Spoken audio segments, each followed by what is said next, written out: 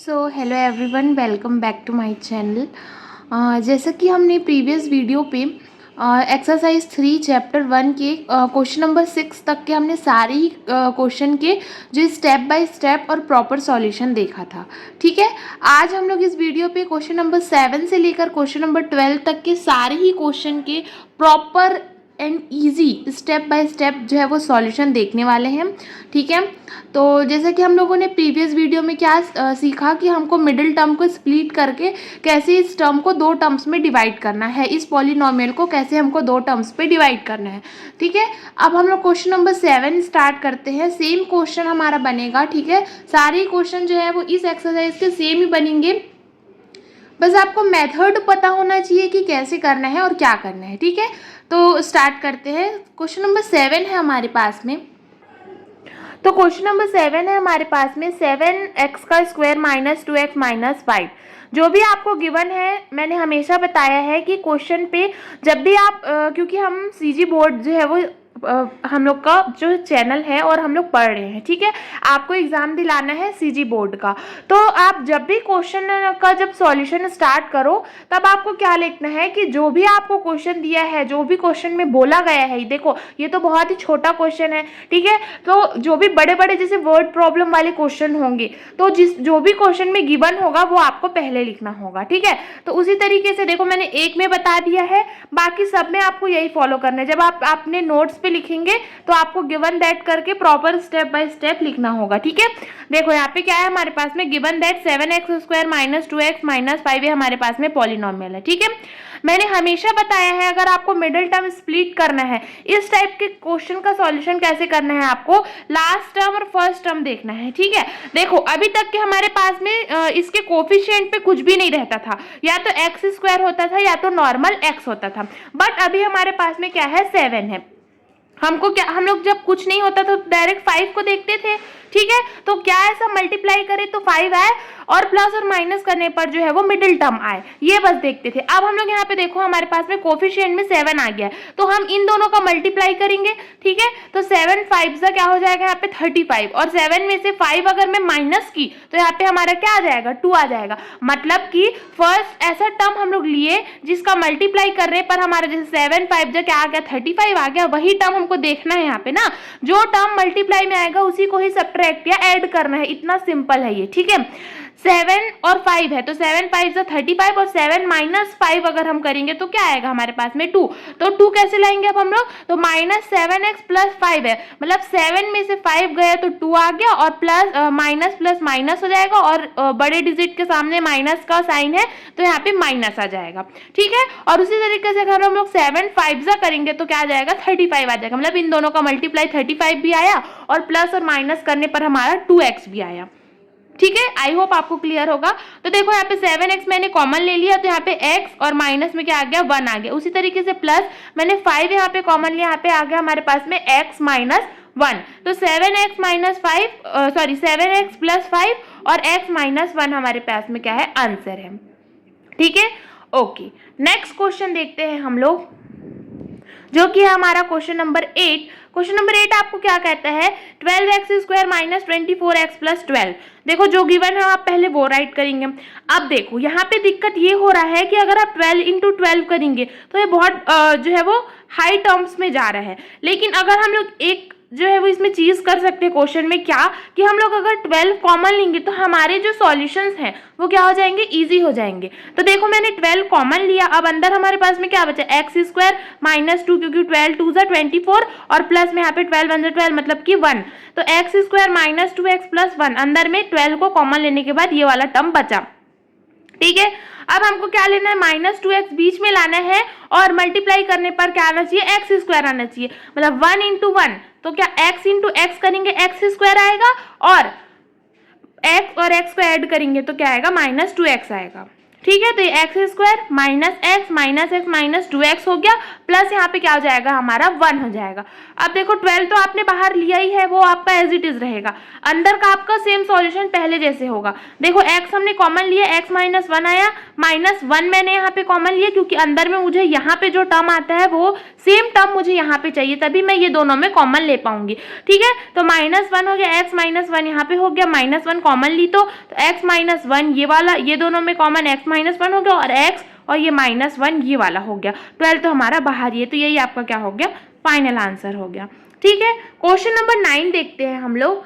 Same ही है, बस आपको जो है वो स्टेप्स और चीज़ों का ध्यान रखना है, और आपका स्टेप वही है कि क्या आपको लास्ट टर्म देखना है। अगर फर्स्ट के कोफिशिएंट में अगर कुछ दिया है तब फर्स्ट और लास्ट का मल्टीप्लाई करने पर जो टर्म आएगा वही टर्म ऐड या सब्ट्रैक्ट करने पर मिडल टर्म होगा। ठीक है, और दूसरा देखना है कि अगर कोफिशिएंट में कुछ नहीं है, मतलब सिंपल है आपका ये, इसमें क्या करने पर हमारा जो इस नंबर क्या करेंगे 3 है तो 3 × 1 करेंगे तो क्या आएगा 3 ही आएगा, लेकिन यहाँ पे 7 आ गया ना हमारा, क्योंकि यहाँ पे कोफिशिएंट में दूसरा टर्म है। तो इसीलिए देखना है कि अगर कोफिशिएंट में कुछ नहीं है तो लास्ट वाले टर्म को देखना, अगर कोफिशिएंट के पास मतलब इस टर्म के पास कुछ है, इस नंबर के पास, तो मतलब आपको दोनों को मल्टीप्लाई करना है। देखो यहाँ पे क्या करेंगे, फिर से हम लोग ये जो दिया है वो आप लिखेंगे। अब देखो 6 × 3 करेंगे, ठीक है, ये और इसका मल्टीप्लाई करेंगे तो क्या हो गया हमारे पास में 6 × 3 मेरा क्या हो गया 18 हो गया। बट अगर मैं 6 और 3 को प्लस करूंगी तो मेरा क्या 7 आएगा, ना ही मैं 6 में से 3 जो है वो माइनस करूंगी तो मेरा 7 आ रहा है। तो इस केस में आपको क्या करना है, देखो 6 × 3 आपने मल्टीप्लाई किया तो 18 आ गया। अब 18 किस तरीके से आ सकता है, 9 × 2 में, और अगर मैं 9 में 2 माइनस करूंगी तो मेरा 7 आएगा। तो ये एक जो है वो इम्पॉर्टेंट स्टेप है, अगर आपका एक बार में जो है वो आंसर नहीं आएगा तो आपको इस स्टेप को देखना पड़ेगा। ठीक है, ये आपका क्या है, एक मोस्ट इम्पॉर्टेंट स्टेप है। फिर से मैं बता देती हूँ, ये दोनों का मल्टीप्लाई करने पर 18 तो आ गया, बट क्या मैं इन दोनों टर्म को ऐड या सब्ट्रैक्ट, मतलब कि 6 × 3 करने पर 18 आया, ये तो सही है, ठीक है, क्योंकि 6 × 3 = 18 होता है। पर क्या 6 + 3 करने पर मेरा यहाँ पे 7 आएगा, नहीं, ना ही 6 - 3 करने पर आपका क्या आएगा, यहाँ पे 7 आएगा। तब क्या करेंगे, जो 18 आया है वो कैसे आएगा वो देखेंगे। तो 18 कैसे आ सकता है हमारा, या तो 2 9 आ सकते हैं, तो 9 2 से एक ही बात है। ठीक है, तो यहाँ पे 9 × 2 करने पर 18 आया, और अगर हम इस 9 में से 2 माइनस कर देंगे तो हमारा क्या आ सकता है, 7 आ सकता है, इसीलिए मैंने इसको यहाँ पे लिया। तो देखो यहाँ पे 9x - 2x माइनस, देखो यहाँ पे क्या हो जाएगा, है ना, 9 में से 2 गया तो क्या आएगा हमारे पास में 7, एक्चुअली दिस इज प्लस ना, -9x + 2x, ठीक है, तो क्या आ गया हमारे पास में -7x, 3x यहाँ पे कॉमन ली, 2x - 3 बचा, +1 कॉमन ली, यहाँ पे 2x - 3 बचा, 2x - 3 2x - 3 दोनों से कॉमन ले लेंगे, 3x + 1 इधर जो है वो राइट कर देंगे, ये आपका क्या होगा, फाइनल आंसर होगा। ठीक है, नेक्स्ट क्वेश्चन देखते हैं।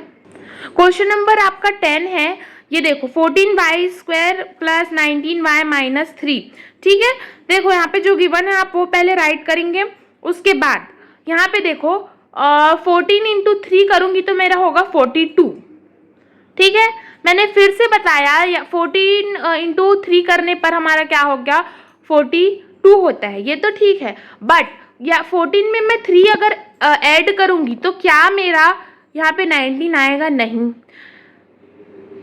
है ना, और ना ही मैं 14 में अगर 3 सब्ट्रैक्ट करूंगी तो ना ही हमारा ये 19 आएगा, ना ही ऐड करने पर मिडिल टर्म आ रहा है, ना ही सब्ट्रैक्ट करने पर मिडिल टर्म आ रहा है। तब क्या करेंगे, तो जो 42 मैंने लिया है, ठीक है, सेम क्वेश्चन है 9 और 10, 42 लिया वो कैसे आ सकता है 21 × 2, और 21 में से मैं 2 माइनस करूंगी तब मेरा ये क्या आ सकता है 19 आ सकता है।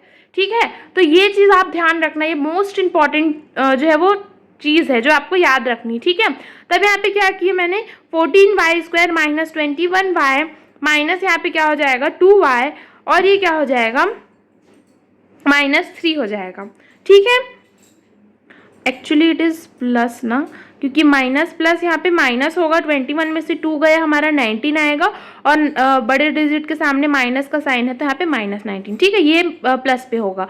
तो यहाँ पे देखो 7y मैंने कॉमन निकाल लिया, अंदर बचा 2y + 3, -1 हो गया, अंदर बचा 2y + 3, तो ये 2y + 3 हो गया, और ये क्या पे हो गया हमारा 7y - 1, यही आपका क्या है फाइनल आंसर है।